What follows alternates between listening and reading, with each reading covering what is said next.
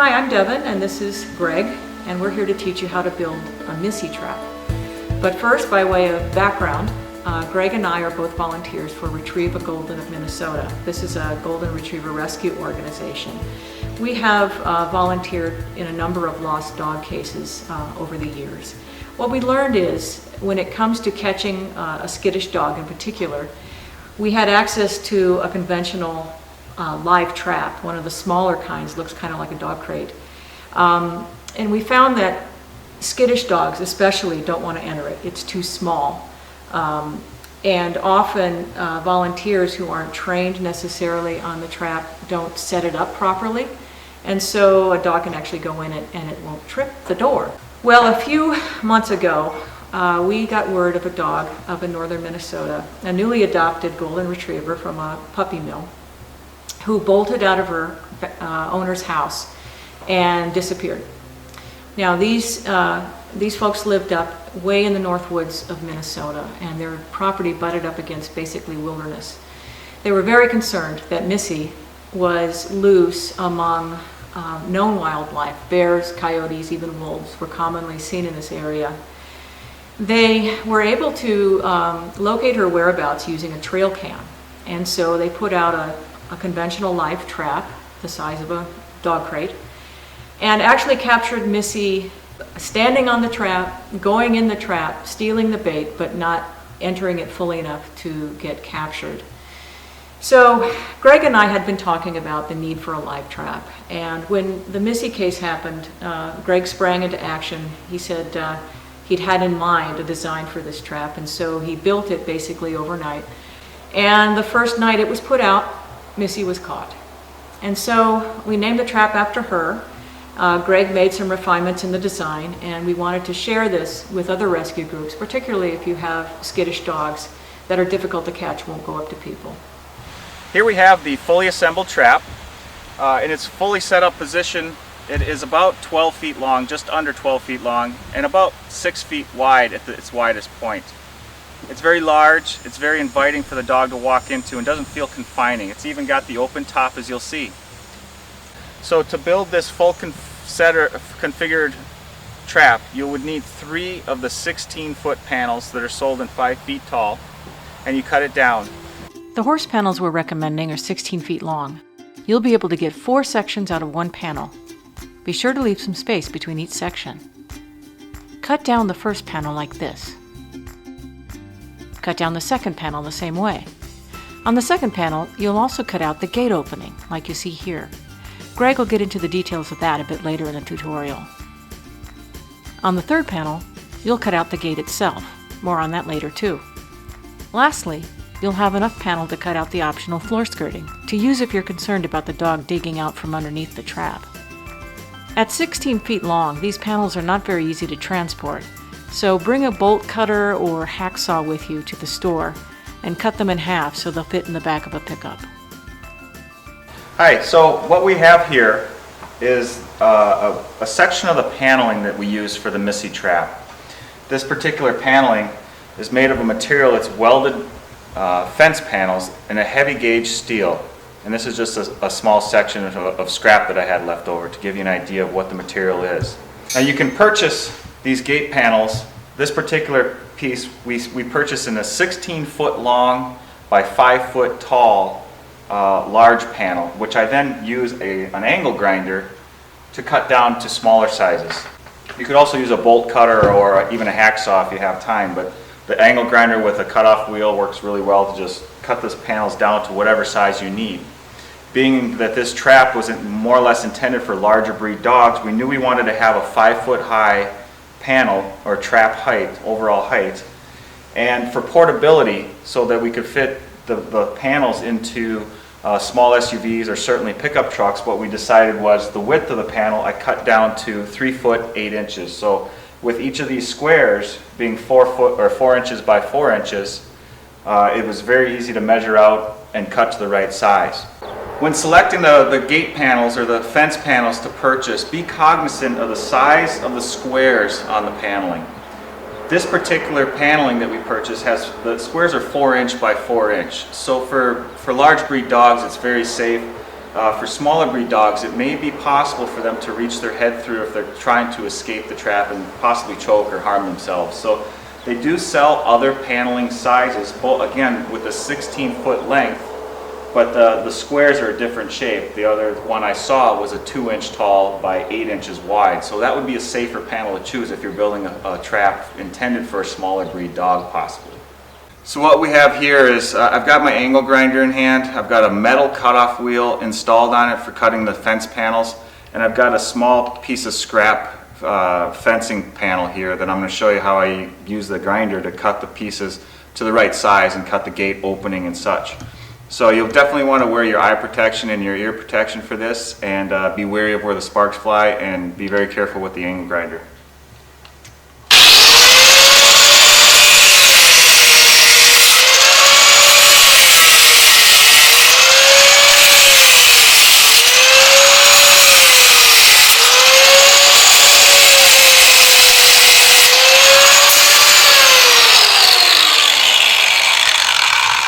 Once you have all of the fence panels or the section panels cut out to the size you want and the gate opening, and after, be cognizant, be wary of the fact that where you cut the different panels, there's going to be some burrs and some possibly sharp areas. You want to grind those down and smooth them out and take the sharpness off, just because for safety reasons, for during transport, so somebody doesn't cut their finger or their hand on it, and then also for the dog so they don't happen to catch themselves on it and injure it. But it's really simple. Again, with the grinder, you can use the cutoff wheel or you can use a grinding wheel, but yeah, just simply take the sharp edge off.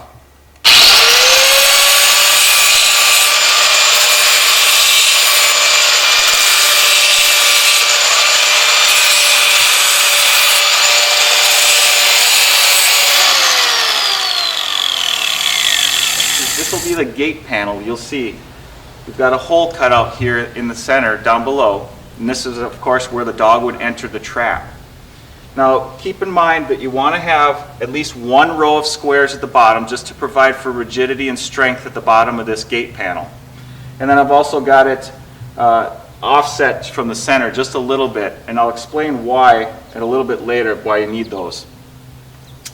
For the gate itself, and this is kind of a preview of how the mechanism will work, the gate will be mounted, it's roughly in this position, and it will swing open, and when the trap is set and baited, it'll be in this position, in a horizontal position. And the intention here is once the trigger is pulled and the bait is pulled by the dog, the trap will slam, the gate will slam shut, and it'll latch shut so the dog can't leave. Now you'll notice on this gate, the actual gate, I've got these tabs, if you will, on the outside, and those are also important, but you'll want to make sure those are there, because that's where the actual that's where the latch will engage with the gate itself. I've also, if you'll notice, I've made the gate wide enough so that it overlaps the opening on one side, over here on this side. And that's just to help prevent also so the dog can't try to squeeze out or try to pull open and get out on that side. So how many squares? Well, in this case, for the Missy Trap with the Golden Retriever, in this case we've got 6 wide, so you're looking at 2 feet wide. Then you add a square at the bottom for the tab, for the gate latch tabs. But the actual opening is only 5 squares wide, and it's a full 6 high. But that's plenty of room for a Golden Retriever size breed to get in and out without feeling anxious or intimidated by actually walking into the trap, much like we discovered with the conventional live traps. So what we have here is some really light duty chain material. This chain material is actually from ceiling light fixtures, so it's strong enough to hold a couple of fence panels together, but it's also easy enough to open up with a pair of pliers, separate into a single link, and use those single links to join fence panels together.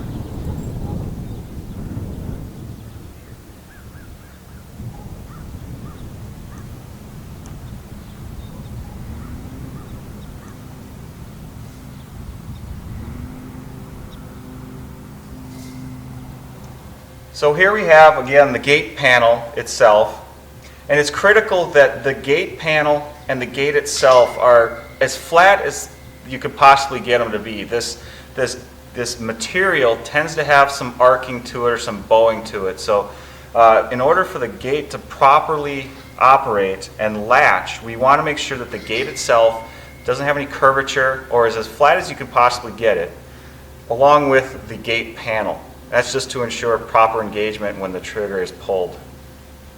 Now, again, going back to the small chain links that we have, we're going to use these to actually hook and mount the gate to the gate panel, but it will also create the hinge, if you will.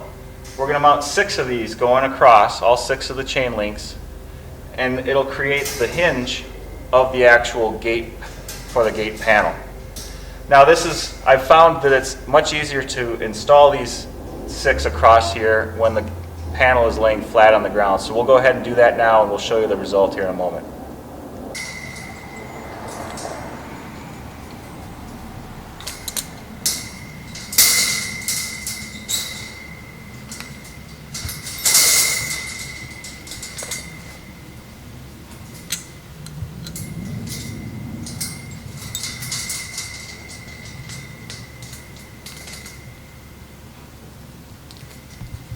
Okay, so if you'll notice here, we've got this chain link is actually sitting at an angle, and the same holds true for the chain link at the far end. And you'll notice the whole purpose of setting those 2 end ones up this way is just to prevent the trap gate from moving entirely, an entire square sideways or laterally. The other chain links along the middle can be anywhere along, and they provide a good movement and free movement for the hinge, actual hinging of the gate. So you'll notice that we've got the gate opens up nice and easy, and when it's triggered, it will swing down and latch shut. We have here now the gate is installed, and you'll see the free motion of the hinging of the gate. But as mentioned before, we also want to make sure that we have good rigidity and good flatness on the gate panel to help completely engage and consistently engage the latch when the gate slams shut. I've got here some 1x4s that have been cut to 22 inches. Now in this case, with the trap with the gate this size, the 22 inches is simply the height from the bottom of the trap gate panel to just over the height of the gate itself, or the opening. And this board will serve 2 purposes. Again, create rigidity and flatness of the gate panel, but it's also, at the bottom of this board, we're going to be installing the gate latch itself. And again, there will be one of these on either side. And it's also important to mention that these boards will be installed on the opposite side of the actual gate, on the gate panel. So to clarify that, the gate swings open towards you, or towards the camera in this case. These boards will be on the back side. We've taken the gate panel, laid it flat on the ground, because installing these 2 boards is much easier when everything's laid flat. And again, the gate is opening, in this case, upwards, so we want the boards on the opposite side of the gate panel. It's also important to note that, keep in mind that these tabs on the outer side of the gate itself is actually where the gate latches will engage. So we want to line up this tab with the boards on either side. We're going to open up the gate just so it makes it easier to install the horseshoe nails. I've always called them horseshoe nails because they sort of look like a horseshoe, but they're technically called barbed fence staples. And then I just like to stagger them and install, hammer down the nails right through. Make sure the board is centered as best you can get it. And then it's just a matter of pounding the nails. And what I'll do is I'll stagger them, one on the left, one on the right, one on the left, one on the right, and so forth. this area down here, don't put a nail in just yet. Wait until we get the latch installed, and I'll go over that a little bit later. But we don't want the nail to actually interfere with the placement of the gate latch, which will end up being right in this area here.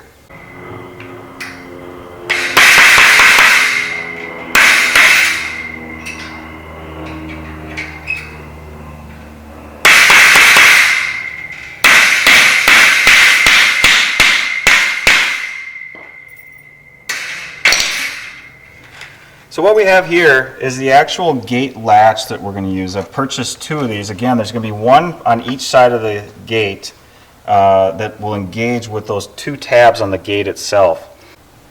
So here we have the gate panel and the gate itself. We've got the wood pieces mounted using the horseshoe nails, again on the back side of the gate panel, the opposite side that the gate swings open into. Now, as shown before, we've got these gate latches that we're going to use that are going to lock the gate closed when it swings down after being triggered. It's very important that the gate latch is aligned properly with the tab, this particular section of wire of the gate itself. If it's too low, it won't engage properly. If it's too high, it won't engage properly. It's more or less what you want is the metal piece to swing down and as close as you can possibly get it centered on with that brass piece right there. So what we've got here is it works out quite well, and all we're going to do is here on this right side and on the left side we're going to take the two latches, use the hardware, the screws supplied with the latches, and just screw them in.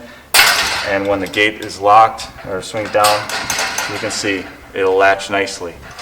Now, Greg mentioned that the reason this lines up so well is because of the size of these chain pieces that are acting as hinges. They just happen to be exactly, what, 1.5 inches or something from top to bottom, which creates the proper height so that when this latch is butted up against that bottom rod there, it perfectly centers.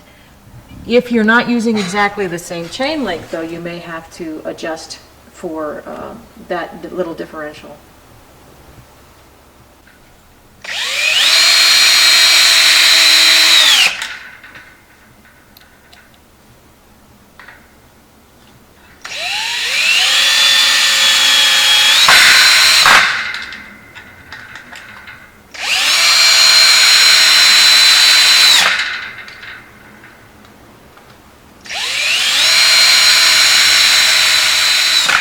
Okay, so we've got again, we've got the gate installed on the gate panel. We've got the wood, we've got the latches left and right. They're both mounted and aligned what seems to be exactly on and properly. But you'll want to, of course, test your gate and gate panel for consistency. Lift it up to this vertical position, or I'm sorry, this horizontal position where it's going to be set, and just let it drop a few times and make sure that each and every time both latches secure the gate closed, because you may only get one chance at getting this dog in this trap. So we want to make sure that the trap works each and every time and each latch is secure each and every time. So each and every time you should see a quick latch and both latches are secure. At this point, this gate panel is complete. You can set it aside and let's move on to the other panels. We've just got a little bit more to go. So with the gate panel now complete and working properly and consistently latching, we're going to move on to starting on the trigger mechanism of the trap. And you'll see here we've got two of those panels that I spoke about earlier where they're actually joined together with some of those light-duty chain links to create a hinging effect, if you will. But I've taken two of those, or one pair, and I've taken another 1x4 that I've cut down to 16 inches, I believe. Let's see. Yeah, about 16 to 18 inches. And this is the board that is actually going to be, we're going to mount it on the inside of the kennel, or the trap. And mounted to this board will actually be a hinged arm we call the trigger arm. And it sticks out horizontally. And when the gate, and I'm standing essentially where the gate would be, and so when the gate is lifted and set in the horizontal position, it'll rest on this trigger arm that's sticking out and hinged onto this board. So the location of this board and the trigger arm is critical. Based on what we know about the dimensions of the trap, we've got our location set here. We're going to go ahead and use these horseshoe nails to, from the back side, mount this board in this location. What location is that? This location is, in this case, using the 4x4 squares. It's down 7 and across 6 to the center of the board. So what I've done here is I've laid out the two pieces flat on the ground. It certainly makes it easier to pound the horseshoe nails back in. And again, our measurements from the top of the hinge part was 1, 2, 3, 4, 5, 6, 7. 1, 2, 3, 4, 5, 6 to the center of the board, centered in that row.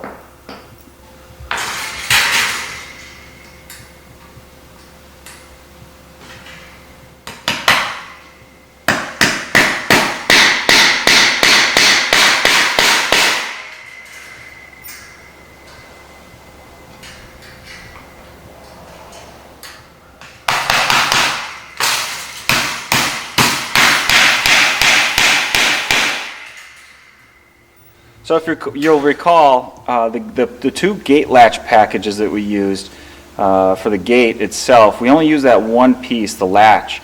Now each package also included the striker part that's intended to mate up with the latch, but we're not using it, of course. We are going to use one of those two pieces, this extra piece, for the trigger arm mechanism, and I'll show you, but before we can install it, we have to bend it a bit. And I'm going to put it in the vise now and just bend it and show you the exact angle that it has to be to in order to work properly in the trigger mechanism. So I've got it in a vise. I'm just going to take a big monkey wrench and bend it a little bit in that direction. So you'll see that's what it ended up being. And Devon, if you could reach there and grab one of the original ones. No, not that one. There you go. Here we go. Sorry about that, folks. Here you'll see we've got on the left, on your left is the original, and on the right is the one I just bent. So you'll see the difference. You're not tweaking it very much, but just enough so it puts the right angle on it, and we'll explain why in a little bit. Okay, for the trigger arm, which is vital in the entire trigger mechanism of the trap, what I use is this is what would be the trigger arm, and I've cut down 16 inches of length. It's a simple 2x2, and what we're going to do is we're going to take the piece that we just bent in the vise, and we're going to mount it like such. And we're just going to use the screws provided by that came with the latch, and we're just going to install this striker to the end of the 2x2.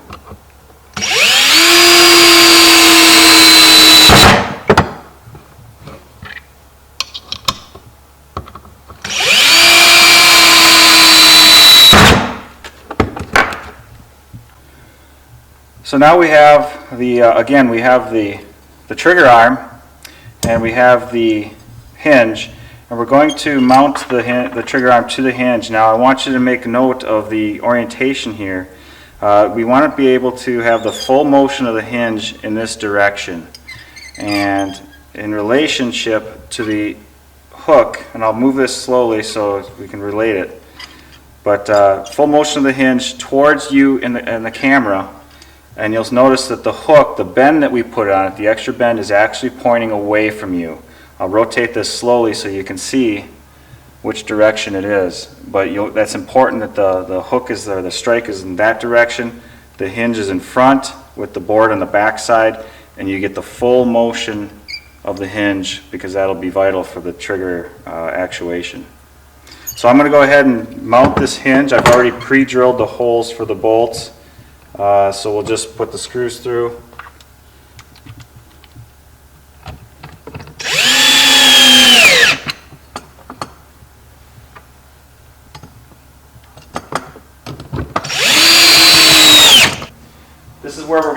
the trigger hinge assembly to, and we're going to center it vertically. Now just to double check that we're at the right height, you'll get a peek here, a sneak peek at how the mechanism is going to work. I'm going to go ahead and open the latch. We've taken the gate panel, of course, and we've hooked it up on the one side, and the trigger arm will come out like this. And that's essentially right there what the gate will look like when it's set up and when the trigger arm is mounted. So we verified, again, the gate is horizontal, so is the trigger arm, and that's the height where we want to have this hinge mounted.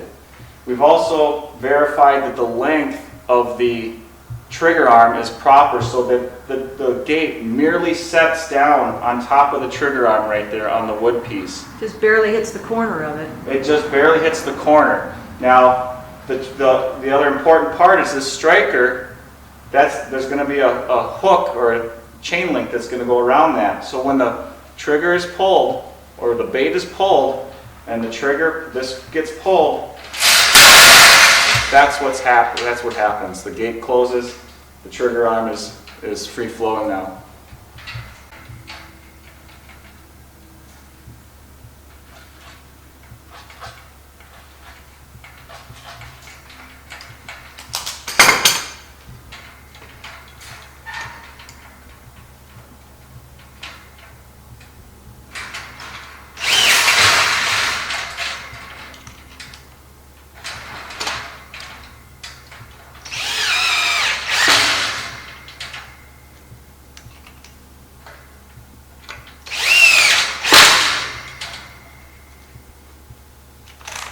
So the next step is in the building the trap is we've got here some standard 2x2 lumber. I've got 3 of them that I've purchased, and I've cut them, all 3 of them, to a length of 67 inches. We'll explain why 67 in a moment, or as we put the trap together a little bit further. But at this point, go ahead and cut 3 pieces at 67 inches, and then also at the end drill a hole, because we're going to be putting an eyebolt into the end of each board. So you'll need 3 boards, 67 inches each, and you'll need 6 eyebolts all together, 1 for each end of the board. So we'll go ahead and install those now.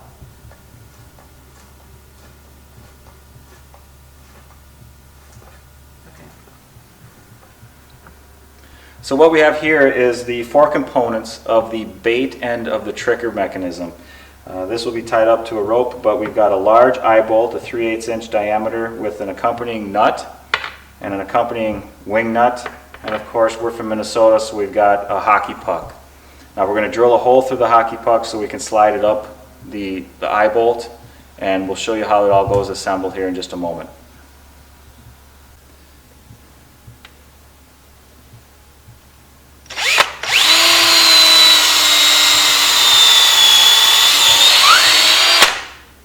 So we've drilled a hole in the hockey puck, and we're going to take the nut and we're going to thread it on all the way up to the top of the eyebolt.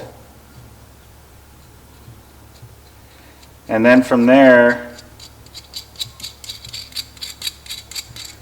think of that as a jam nut. From there, the way this mechanism will work is you've got the bait meat will be placed here. It'll be skewered onto this eyebolt just like a shish kebab, and you'll slide it up and butt it up against this jam nut. From there, you'll take the hockey puck and slide it up as well onto the eyebolt, and then underneath is the wing nut, and the wing nut is there just to hold the hockey puck in place. The hockey puck's purpose is really to clamp the meat in place, but also you want the dog to have to get up and over the hockey puck to get the meat. So we'll explain a little bit further when we talk about setting up and baiting the trap, but that's how the trigger assembly on the bait end of the rope works. From there, we're going to have a quick clip, and these are simple quick clips rated at 400 or 500 pounds, probably overkill, but they're nice and big and easy to work with. They're just a hinged quick clip. You can buy it at any hardware store, Fleet Farm kind of retailer. We've also got about a foot of that light-duty light fixture chain at the end of about a 10-foot to 12-foot long rope. Now this rope is rated at 400 plus pounds or so, but it's a nylon-based rope, so it's nice and slippery, and that's what you want. You don't want a rope that has a lot of friction, and that'll make sense more when we get the trigger mechanism through the eyebolt. But so working our way up from there, what we'll do is, again, we'll take the quick clip, we'll attach it to the bait mechanism or bait assembly, and then we're going to take the chain and hook it there. So the way that it'll be set up is you'll have the bait hanging suspended in the air just like that.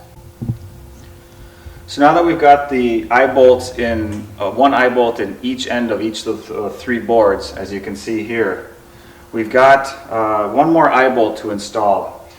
And about halfway down, with the board being 67 inches total, so 33.5 inches down, I've drilled another hole, and I'm going to just put another eye bolt. Now this eye bolt is important because this is the one where the bait rope will be hanging from suspended. The bait will be directly below this eye bolt.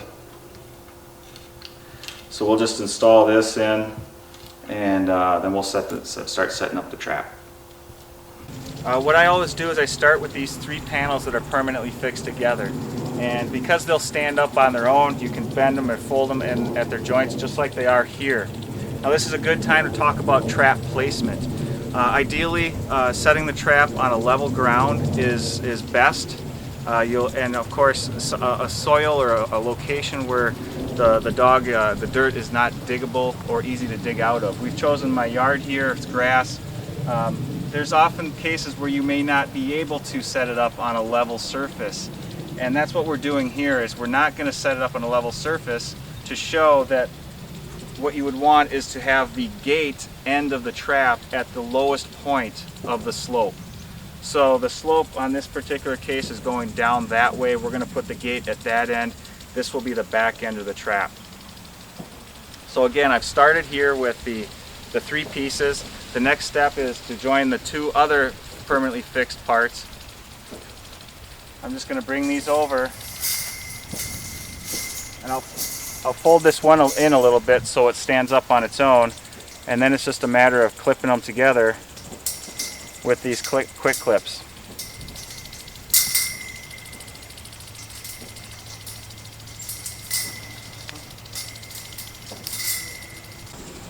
So the next part is we're going to bring in the two of the three boards that we've cut to length and put the eye bolts in.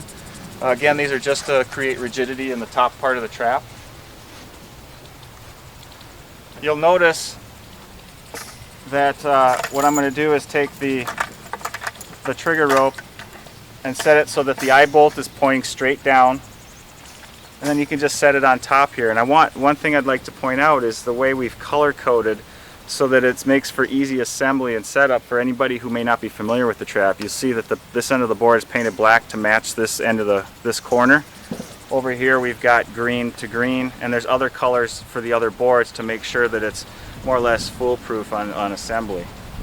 So again, you just take the quick clips and just put them through the top end here. And repeat over at this end, so that board is in place. Now we're going to repeat for the second board on the back end of the trap. Here we've got color coding of yellow and red. And we'll just set it up on top here, and I'm going to clip this one into place, just like I did with the first board.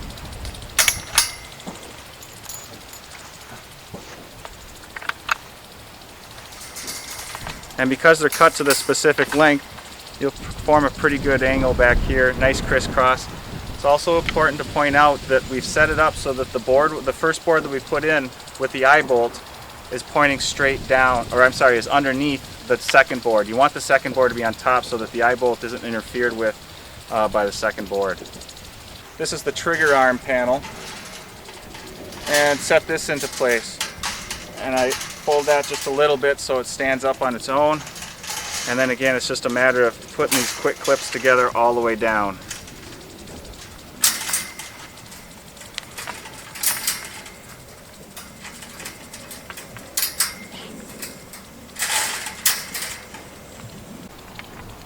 The last board that's going to go into place, we've color coded with orange at one end and orange at the other end. It doesn't matter, this one can go either way because it's going across the width of the trap. So I'm just going to clip on this end for starters.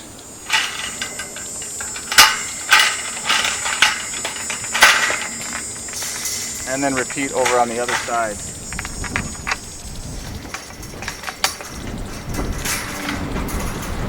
So the eighth and final piece of the trap perimeter is putting the gate panel into place, and we're just going to move these out and just repeat what we've done with all the others, and we're just going to use the quick clips to clip the gate panel to the two other side panels.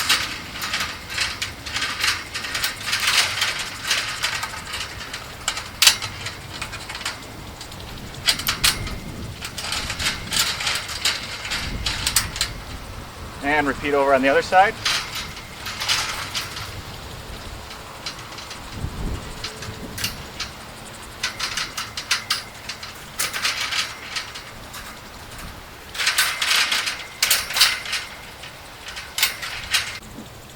I'm inside the fully assembled trap at this point. We've got one spare clip up here that holds the gate door open for ease of getting in and out when you're setting up the trap and baiting the trap and everything. So I'm going to unclip it, and you'll see we've got the trigger arm that swings in and out or left and right from your position, and then the gate itself will be set up in a pretty much a horizontal position like that when it's set up on the trigger arm itself. Obviously it's important that the gate latches are facing the inside of the trap. When the trigger arm is pulled, the door will close and will latch just like that. It's also important to note that once you have the trap fully set up and assembled, you want to test it, obviously, to make sure that in its position where you've placed the trap and how the trap is all set up. But you want to test it and make sure it closes and latches each time, because it's critical that it latches. So if I set it up and just let it drop a couple times, we'll test it out and double check that everything is set up properly.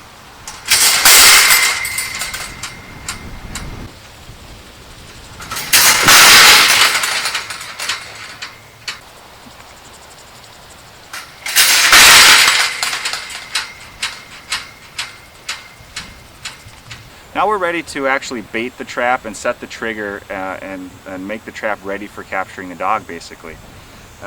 What we've got here is the eyebolt with the hockey puck, and I'm going to simply remove the wingnut that's part of the parts list.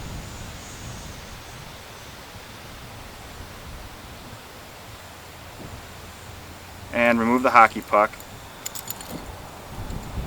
And then I'm going to use a piece of raw chicken breast for the bait. Now the bait material or food is actually pretty important.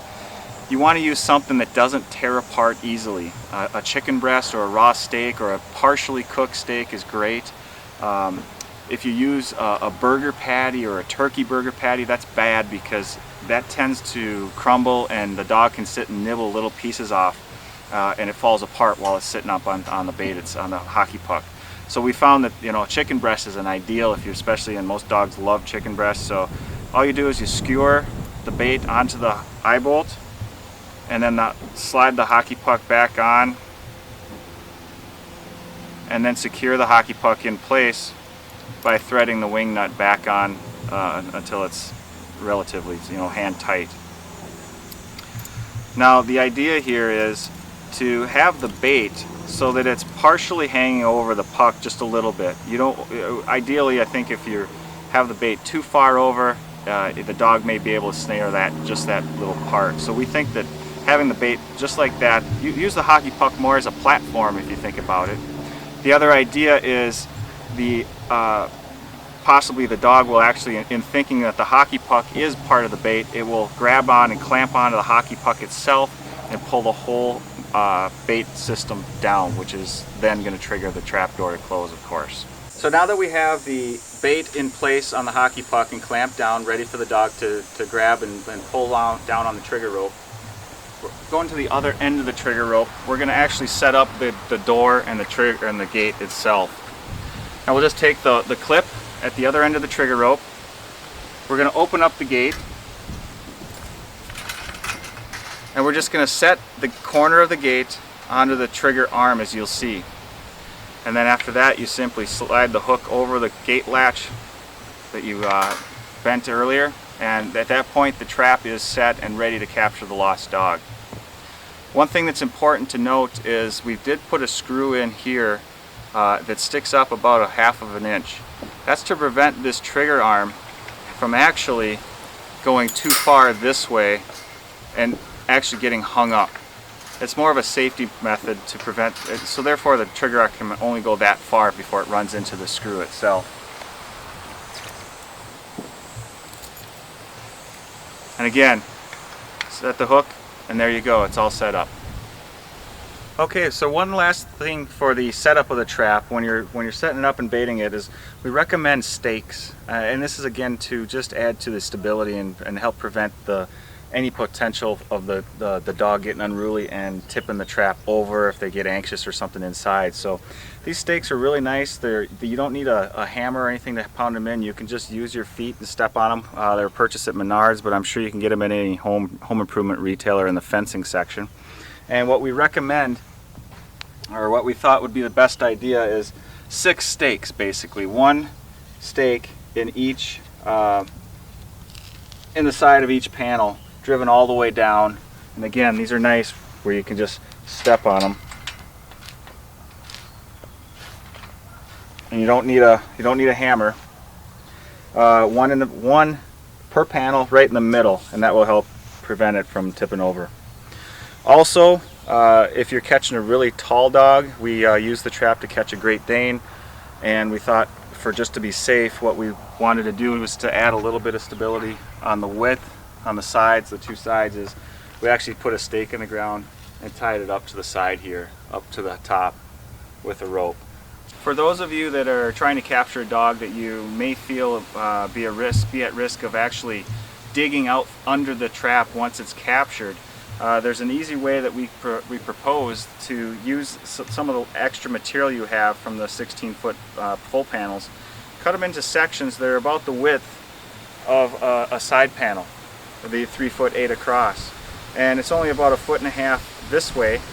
And the idea would be to, inside the trap, on each of the 8 panels, simply lay this down and use a couple of your quick clips to clip this small floor panel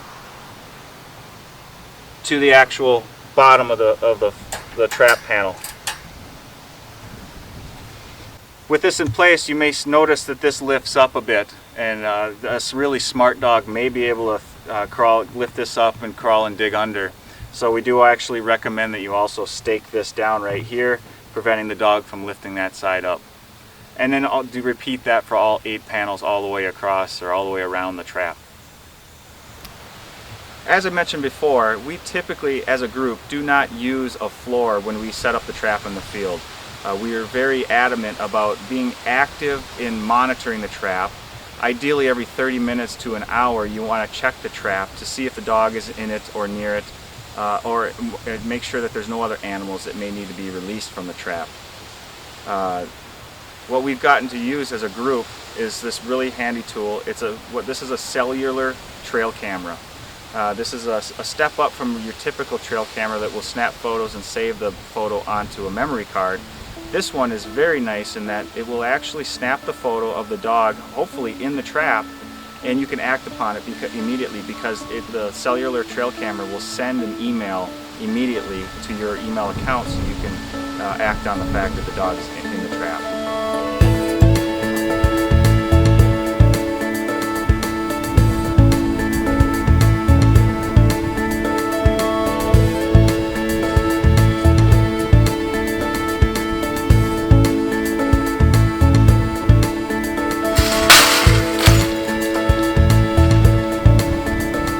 That concludes the building the assembly and the setting up and baiting of the trap, of the Missy Trap as we call it.